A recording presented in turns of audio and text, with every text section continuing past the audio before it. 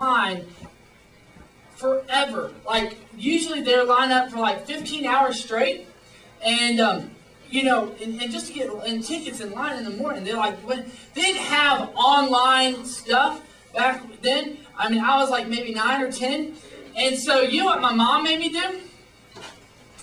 She made me get up early and or get up late, and ended up going out to this line, and it already had started to form at 9 o'clock that night, and it was going to be, tickets were going to go on sale at like 6 a.m. in the morning. You know who it was?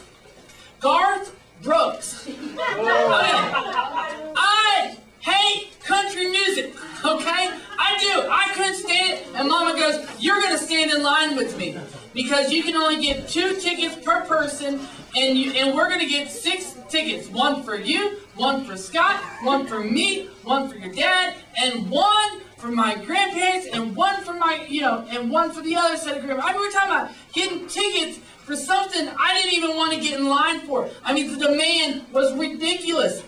And we ended up going there, and for 15 hours, just sitting around, picking our nose and picking our butts and doing nothing. I mean, it was just boring.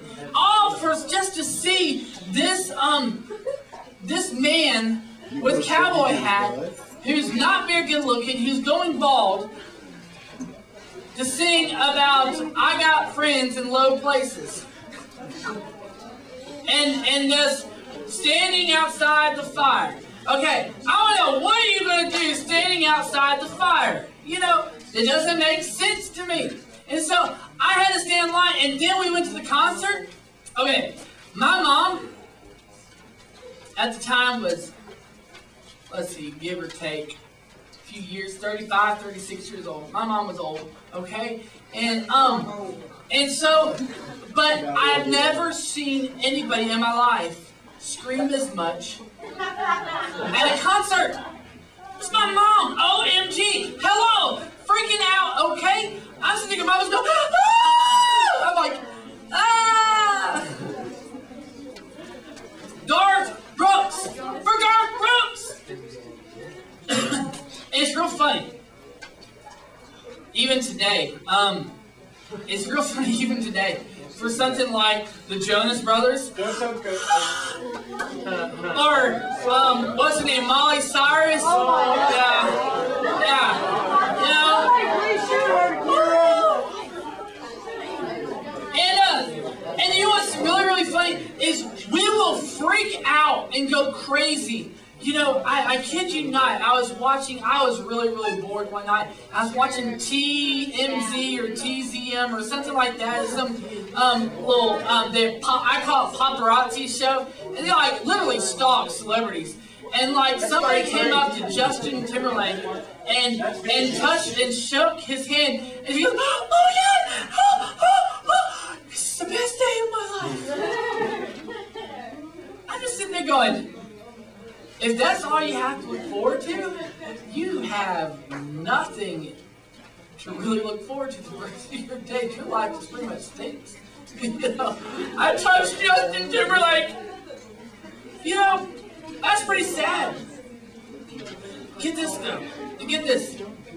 There are some guys in the Bible that were kind of just like that. That they would do just about anything to get in the presence of Jesus Christ. I mean, just amazing. I mean, the things that Jesus was doing, no one had ever seen that kind of stuff since Elijah and since Abraham, where things were happening, wherever this man went, things were happening. And Jesus became like the super popular celebrity. And people would just do anything to get in the presence or just to touch the hem of his garment, as one lady did. And yet, it's pretty cool because Jesus was not just a celebrity, but he was like the real deal. Check this out. You have it on your handouts. The story that's found in Luke chapter 5. It says this.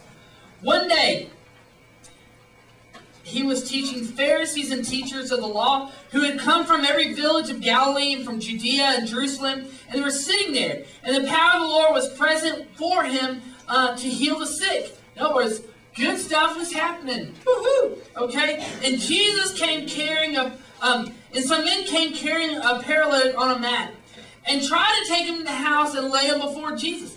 Some serious celebrity-seeking freaks, okay? Because check out what they did.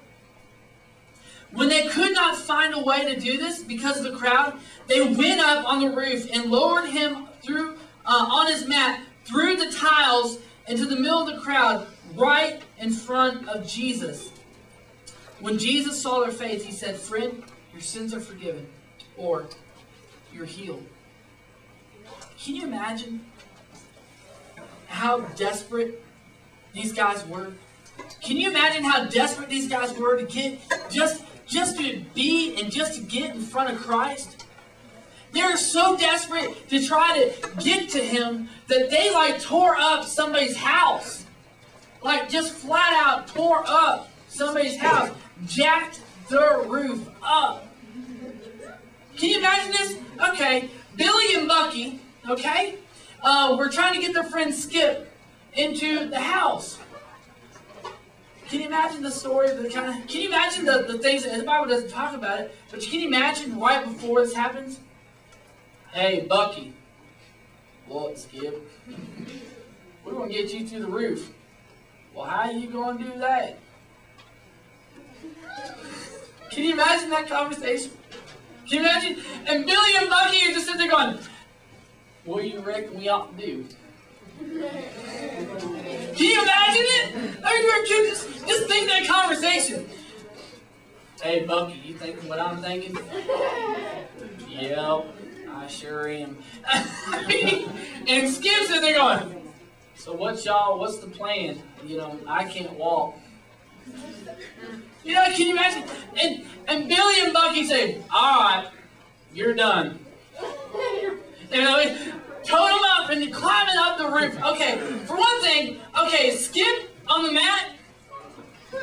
Can you imagine going up on top of the roof?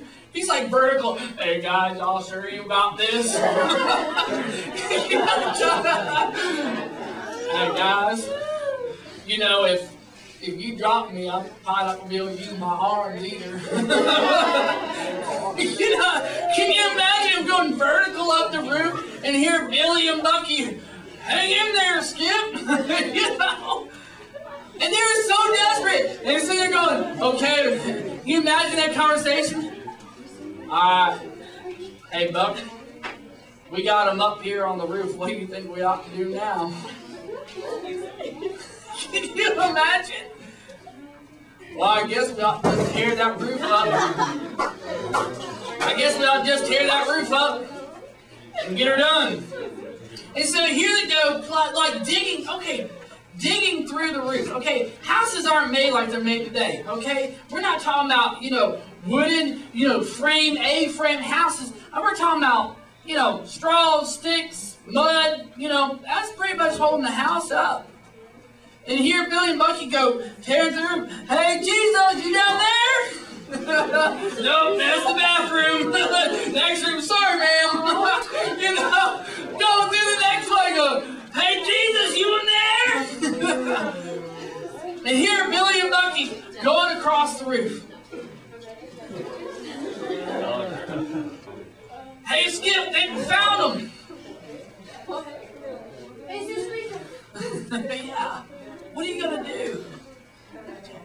And just sit there and lower him through the roof. Jesus, imagine Jesus just sitting there praying in his, in the language, and he's sitting there, and "God, I just pray that you, holy moly, what is going on through this roof?" Hey, Skip. Can you imagine that? Let me tell you something. These guys, it wasn't a matter of just, check this out. It wasn't just a matter of going and trying to get to Jesus. "Oh, well, guess we missed that ticket. We'll have to go stand in line. Maybe we'll get there earlier next day." These guys were not going to take no for an answer. So we have got to get in the presence of Jesus Christ today, now. And we're going to do whatever it takes to get there.